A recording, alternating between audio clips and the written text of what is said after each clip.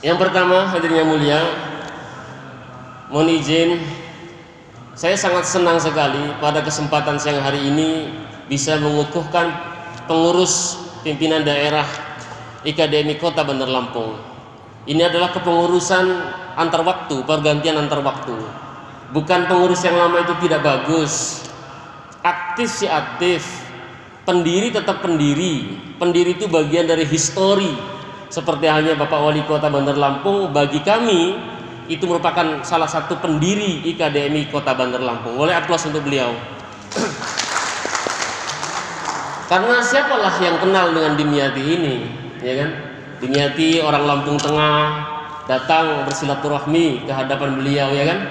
Bertukar pikiran tentang urusan agama, bertukar pikiran tentang khatib, dan beliau katakan kalau untuk urusan agama saya siap bantu. Begitu hadirin yang mulia. Maka saya ingin sampaikan bahwasanya memilih pemimpin itu jangan yang praktis, tetapi lihat track recordnya. Peduli tidak dengan ulama, peduli tidak dengan khatib, peduli tidak dengan masjid, begitu ya.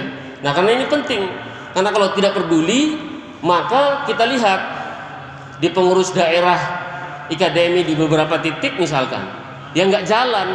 Kenapa? Karena memang namanya organisasi masyarakat itu harus sinergi dan juga diberikan backup oleh pengurus atau pemerintah setempat kalau memang tidak ada anggaran secara mandiri.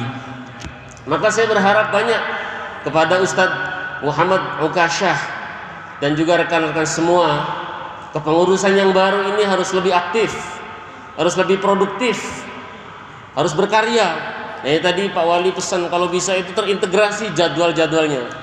Makanya saya bilang inilah tujuan kami ini, membuat kaki-kaki. Seperti misalkan provinsi kakinya kabupaten kota. Maka IKDMI ini baru hadir Desember 2018. Tidak ada backup anggaran dari pusat. Tidak ada. Mungkin kalau tanpa bantuan Pak Wali Kota, maaf ngomong, IKDMI ini tidak pernah eksis, hadirnya mulia. Tepuk tangan untuk beliau. Ini saya bukan menjilat, tapi memang asli begitu adanya. Maka beliau adalah pemimpin yang peduli terhadap urusan agama ini.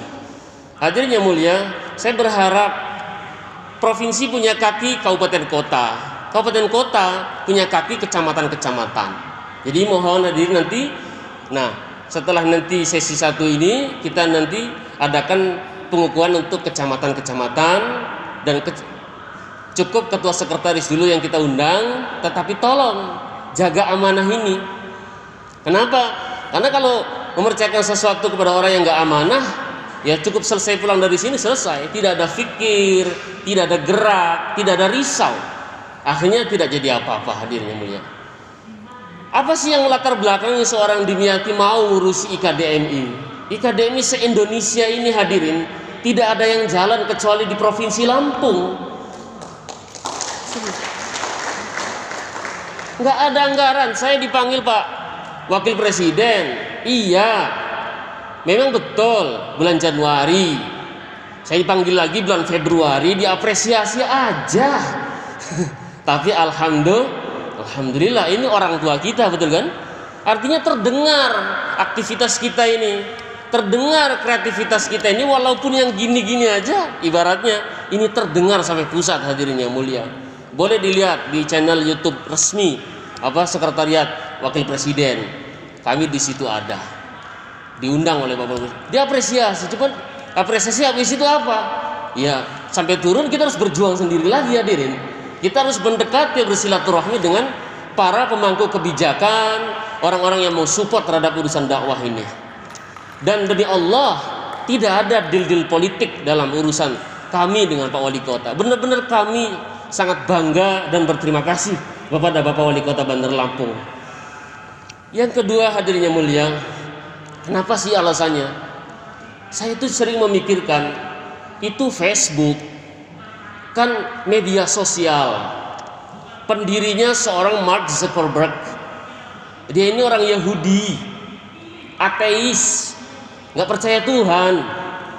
Itu Google Ltd yang mendirikan Yahudi, namanya Larry Page dan Sergey, ateis, nggak percaya Tuhan. tetapi mereka memberikan totalitasnya, memberikan layanan kepada masyarakat, kepada publik. Kan media sosial kan sama, yayasan juga bergerak di bidang sosial, betul. Ormas juga bergerak di bidang sosial.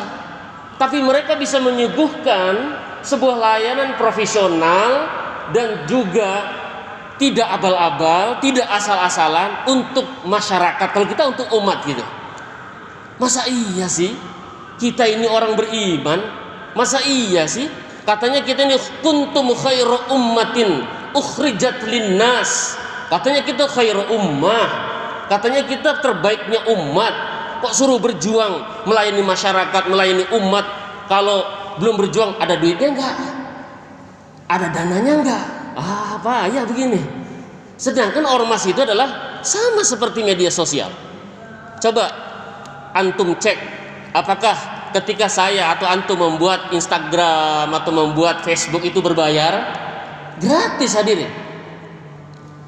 Apakah ketika kita menggunakan search engine, algoritma Google kita berbayar? Gratis. Dan keluhan-keluhan kita dilayani dengan cepat, lalu dirombak dengan cepat secara profesional. Mereka meminta maaf. Sudah gratis, melayani profesional, jaringannya big data, ada yang salah ditegur sama penggunanya, minta maaf, ngasih duit aja nggak padahal. Masa kita nggak bisa hadirin? Satu, kita dikaruniai nikmat ilmu dan nikmat iman. Kita dikaruniai nikmat iman dan nikmat ilmu. Belum tentu orang berilmu beriman, belum tentu orang beriman berilmu. Kita dikaruniai ini semua, wahai para khatib semuanya. Yang kedua, kita ini hidup sebagai bangsa Indonesia yang mayoritas adalah beragama Islam. Apa kita nggak malu dengan orang Yahudi itu? Padahal setiap hari kita caci maki mereka misalkan gitu ya. Tetapi kita gunakan layanan mereka. Mari hadirin yang mulia, minimal kalau nggak bisa nyaingin Mark Zuckerberg, minimal nggak bisa nyaingin Larry Page, ya semangatnya lah. Yang profesional kalau sudah diamanati itu langsung gerak, itu loh. Nanti insya Allah kalau kita sudah gerak, kita dapat followers, dapat like dari umat, kita bikin naskah khutbah yang bagus, bikin jadwal yang terintegrasi, kita lakukan kualifikasi yang bagus terhadap para khatib, insya Allah like, share dan juga followers bisa menghasilkan AdSense. Lalu hadirin yang mulia, yang terakhir yang ingin saya sampaikan adalah berbicara tentang khatib ini, saya ingin tegaskan, ketika dimyati atau panjenengan semua jadi ketua, jadi pengurus, bukan berarti saya atau panjenengan ini paling pinter, bukan. Bukan paling alim, bukan paling hebat, bukan.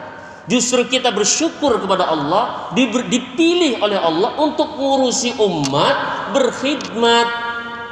Makanya tulisannya masa khidmat, masanya kita mengabdi. Gitu hadirin. Jadi kalau misalkan nanti hadirin datang, wahai para ketua kecamatan, nanti jenengan silaturahim dengan para khatib, dengan para imam, bukan berarti jenengan paling pintar, bukan. Ayo masuk ke dalam wadah ini. Nah setelah wadah masuk, kita kukuhkan, kita bikin program musyawarah. Apa program kita? Apakah kaderisasi anak-anak muda itu calon-calon khatib? Ya kan? Bisa seperti itu. Tergantung anggaran tentunya.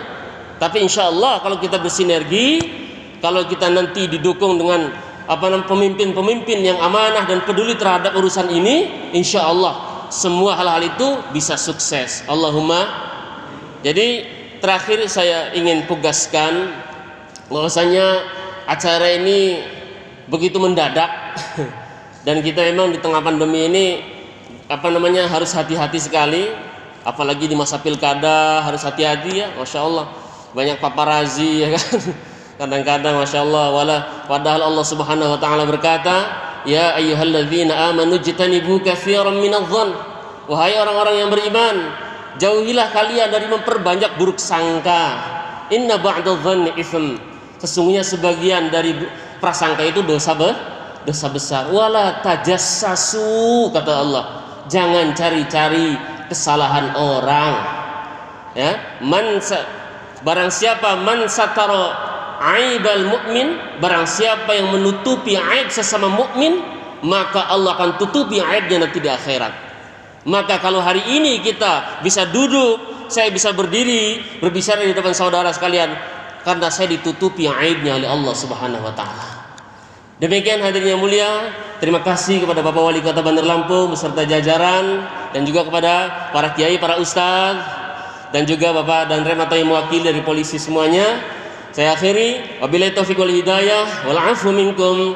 Wassalamualaikum warahmatullahi wabarakatuh.